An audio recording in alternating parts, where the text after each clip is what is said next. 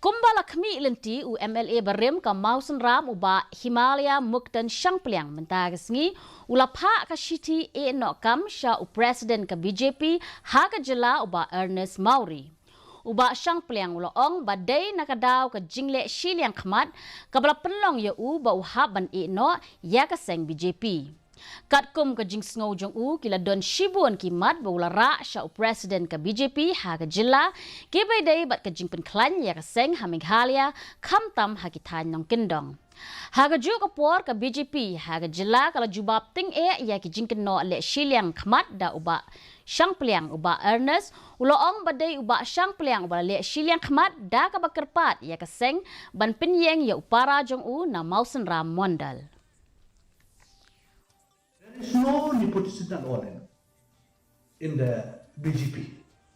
Instead, if you go back to Mausunram, we have appointed the president of Mausunram Mandal. It is his brother. Nepotism is there. You know, on his request, we have appointed his brother as the Mandal president. So where is my nepotism? It is not true. We don't have that system of nepotism in the party.